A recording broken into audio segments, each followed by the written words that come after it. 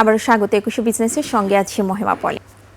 আসছে বাজেটে অপ্রদর্শিত অর্থ বা করবিহীন কালো টাকা বৈধ করার সুযোগ দিতে পারে সরকার। বাজেটে জমি, ফ্ল্যাট এবং বাণিজ্যিক স্পেস এই জাতীয় সম্পদ কেনাবেচার ক্ষেত্রে এই সুযোগ মিলতে পারে। জাতীয় রাজস্ব বোর্ড এনবিআর সূত্রে প্রাথমিকভাবে জানা যায়, অপ্রদর্শিত অর্থ কর দিয়ে বৈধকরণের ক্ষেত্রে জমি, ফ্ল্যাট এবং বাণিজ্যিক স্পেসের ক্রেতা বিক্রেতা উভয়ের আয়কর রিটার্নে সম্পদের সঠিক মূল্য ঘোষণা করতে হবে, যেখানে নির্ধারিত হারে কর পরিশোধ করতে হবে। এনবিআর মনে করছে, দীর্ঘদিন ধরে সম্পদ বেচা কেনার বড় একটা অংশ ঘোষণা করা হয় না, ফলে সরকার যথাযথ রাজস্ব আয় থেকে বঞ্চিত হয়। অপ্রদর্শিত অর্থ লুকিয়ে রাখার বড় জায়গা হলো আবাসন খাত। এর মূল কারণ হলো মৌজা মূল্য ও প্রকৃত মূল্যের পার্থক্য। সম্পদ বিক্রির ক্ষেত্রে রেজিস্ট্রেশন করার সময় বড় অঙ্কের লেনদেন সম্পূর্ণ নগদ বা অনানুষ্ঠানিক উপায়ে হয়, যা অর্থনীতিতে সরাসরি কালো টাকা হিসেবেই থেকে যায়।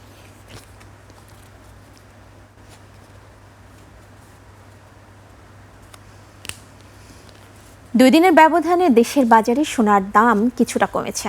এ দফায় ভরিতে কমেছে সর্বোচ্চ ২,১৫৮ টাকা। স্বর্ণের নতুন দাম কার্যকর হওয়ায় দেশের বাজারে ভালো মানের অর্থাৎ ২২ ক্যারেটের প্রতি ভরি সোনার দাম কমে নেমে এসেছে ২,৩৫,৯৬৩ টাকায়। এছাড়া ২১ ক্যারেটের দাম ২,২৫,২৩২ টাকা, ১৮ ক্যারেটের দাম ১,৯৩,০৩৯ টাকা এবং সনাতন পদ্ধতির সোনার ভরির দাম ১,৫৭,২৩১ টাকা নির্ধারণ করা হয়েছে। এদিকে সোনার দাম কমানো হলেও অপরিবর্তিত রয়েছে রূপার দাম। ২২ ক্যারেটের প্রতি ভরি রূপার দাম ৫,৬৫৭ টাকায় অপরিবর্তিত রয়েছে।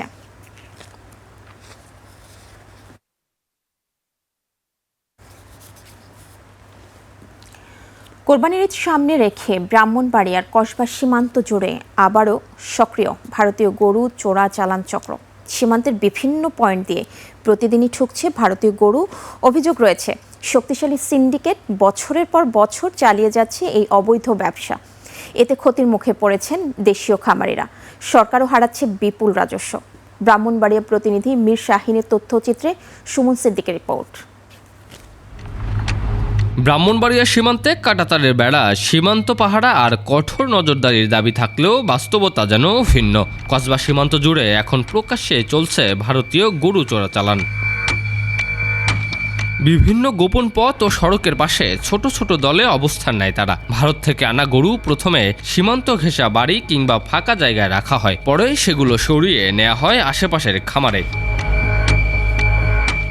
স্থানীয়দের দাবি, নির্দিষ্ট সংকেত পেলেই ভারত থেকে গরু প্রবেশ করানো হয়। এতে সবচেয়ে বেশি ক্ষতির মুখে পড়ছেন দেশীয় খামারিরা। দীর্ঘ সময় ও বেশি খরচে গরু লালন পালন করেও তারা ন্যায্য দাম পাচ্ছেন না।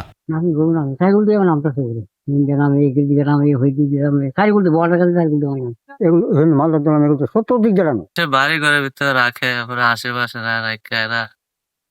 যেমনে পারে এমনি পাস করে। ইন্ডিয়ার গরু না নামলে আমরা মানে দুই পয়সা পাইতেছি, আর ইন্ডিয়ার গরু নামলে তো আমরা ২ পয়সা পাইতেছি না। কাস্টমস কর্মকর্তা জানান, অবৈধভাবে যেসব গরু সীমান্তের উপর থেকে আসে, বিজিবি মাঝে মাঝে কিছু গরু আটক করে, পরে তা নিলামে বিক্রি করা হয়। অবৈধভাবে যে গরুগুলো আসে মাঝে মাঝে হচ্ছে বিজিবির কাছে কিছু গরু ধরা পড়ে, সেগুলো হচ্ছে আমাদের কাস্টম গুদামে জমা করা হয়। জমা করা গরুগুলো হচ্ছে প্রকাশ্য নিলাম করা হয়। তো সেক্ষেত্রে হচ্ছে গরুগুলো কিছু রাজস্ব মানে নিলাম থেকে যে টাকাটা আসবে সেই রাজস্বটা সরকার পায়। প্রশাসন বলছে, করিডোর বন্ধ হওয়ার পর অবৈধ পথই এখন চোরা কারবারিদের প্রধান ভরসা। ৬০ বিজিবির দায়িত্বে আছেন ওই সীমান্তে, ওনাদের অংশটুকুতে যেখান দিয়ে গরু পাচার বেশি হয়, সেখানে একেবারে গরু যেন ইন্ডিয়া থেকে কাঁটাতার অথবা সীমান্ত পার না হতে পারে, এই বিষয়টা ওনারা নিশ্চিত করবেন, আমাদেরকে বলে গেছে। তবে চোরাচালানের অভিযোগ নিয়ে বক্তব্য জানতে বিজিবি কর্মকর্তাদের সঙ্গে বারবার যোগাযোগের চেষ্টা করেও কোনো সাড়া পাওয়া যায়নি।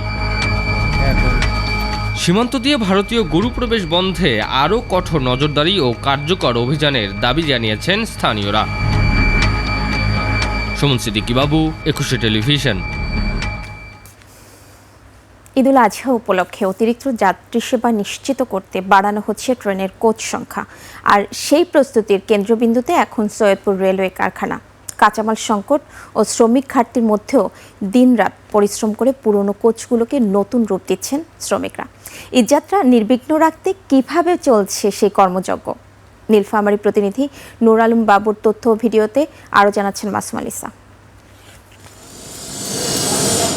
কোথাও ওয়েল্ডিং, কোথাও বডি মেরামত, আবার কোথাও রং করা হচ্ছে পুরনো কোচে।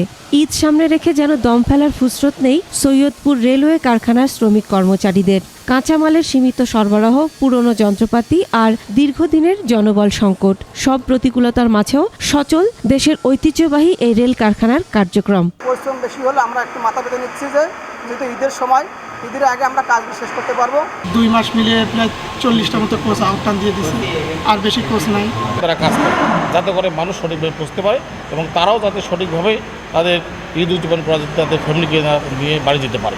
ঈদে অতিরিক্ত যাত্রী চাপ সামাল দিতে 127টি লক্কর ঝক্কর যাত্রীবাহী কোচ মেরামতের কাজ চলছে পুরোদমে। নির্ধারিত সময়ের মধ্যে কোচগুলো চলাচলের উপযোগী করতে নিয়মিত কর্মঘণ্টার বাইরেও অতিরিক্ত কাজ করছে শ্রমিকরা। সাপ্তাহিক ছুটির দিনেও চলছে এই কর্মযজ্ঞ। প্রতি বছরে যে পরিমাণে আমরা কোচ দেই তার অলরেডি 90% কোচ আমরা ডিভিশনকে হস্তান্তর করেছি এবং বাকি 10% কোচও আমরা অতি শীঘ্রই ডিভিশনকে হস্তান্তর করব।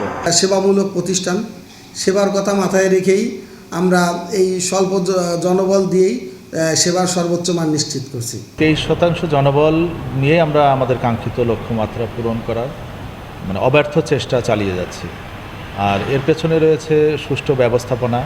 মেরামত শেষে এসব কোচ রাজধানী ঢাকা সহ দেশের বিভিন্ন আন্তনগর ট্রেনে যুক্ত করা হবে। কারখানা কর্তৃপক্ষ বলছে ইতোমধ্যে মেরামত করা প্রায় 90% কোচ রেলওয়ের পাকশি বিভাগে হস্তান্তর করা হয়েছে।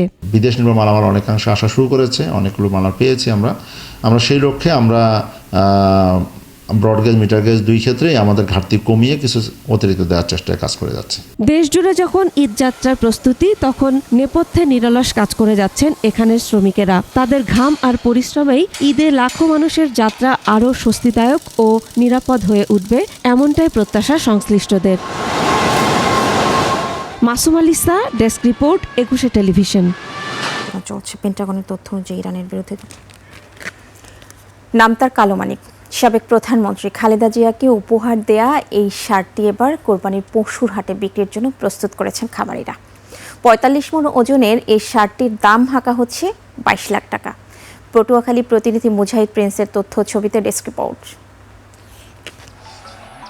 বিশাল শরীর, কুচকুচে কালো রং, লম্বায় 12 ফুট আর 6 ফুট তার উচ্চতা, ওজন প্রায় 45 মণ। তার নাম কালো মানিক। 7 বছর ধরে সন্তানের মতো লালন পালন করেছেন খামারি সোহাগ মৃধা। শুধু বিশাল আকৃতির কারণেই নয়, কালো মানিক আলোচনায় আরেকটি কারণে। গত বছরের 5ই জুন শার্টটিকে উপহার হিসেবে ঢাকায় নিয়ে যাওয়া হয়েছিল খালেদা জিয়ার জন্য। পরে বেগম জিয়া সেটি গ্রহণ করলেও পরিবারের সচ্ছলতার জন্য শার্টটি বিক্রির পরামর্শ দেন। এই গরুটাকে আমার সন্তানের চেয়েও বেশি স্নেহ মমতা দিয়ে ভালোবেসে ওরে লালন পালন করছি, আর ও কালা হয়েছে দেখিয়া ওর নাম রাখছি কালো মানিক। আমি কালো মানিককে আমার সন্তানের চেয়ে বেশি ভালোবাসি, এই পরিচালনা আমি বেশি করি। দূর দূরান্ত থেকে কালো মানিককে দেখতে প্রতিদিনই ভিড় করছেন দর্শনার্থীরা। এলাকার ভিতরে এত বড় গরু আর নাই, অনেক দূর দূরান্ত থেকে অনেক লোক আসে গরুটা দেখার জন্য। তিনি দাম চাওয়া চেয়েছেন 22 লক্ষ টাকা, আরো আশা রেখেছেন বেশি হবে। বাজার থেকে কোনো দানাদার খাবার কিনে নাই, সে নিজে গম, ভুট্টা, খেসারি, এই ঘাস, তারপরে বিভিন্ন রকমের এই কলা, তারপরে আপেল, যে সময় যা পাইছে সেগুলাই খাওয়াইছে। এবারের কোরবানির ঈদে কালো মানিক ভালো দামে বিক্রি হবে, এমনটাই আশা খামারি পরিবারের। উপমা রায়, ডেস্ক রিপোর্ট, 21 টেলিভিশন। ভেনেজুয়েলা থেকে পাওয়া তেলের আয় ইরান যুদ্ধের ব্যয়ের তুলনায় 25 গুণ বেশি বলে মন্তব্য করেছেন যুক্তরাষ্ট্রের প্রেসিডেন্ট ডোনাল্ড ট্রাম্প।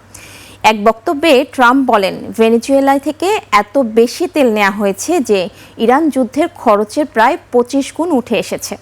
এ মন্তব্য এমন সময় করলেন ট্রাম্প যখন ইরান বিরোধী মার্কিন সামরিক অভিযান নিয়ে আন্তর্জাতিক অঙ্গনে ব্যাপক আলোচনা চলছে। পেন্টাগনের তথ্য অনুযায়ী ইরানের বিরুদ্ধে যুদ্ধ পরিচালনায় যুক্তরাষ্ট্রের ব্যয় দাঁড়িয়েছে প্রায় $29 বিলিয়ন। যদিও বিশ্লেষকরা বলছেন প্রকৃত ব্যয়ের পরিমাণ আরও বেশি হতে পারে। বক্তব্যে ভেনেজুয়েলাকে যুক্তরাষ্ট্রের জ্বালানি কৌশলের গুরুত্বপূর্ণ অংশ বলেও উল্লেখ করেন ট্রাম্প।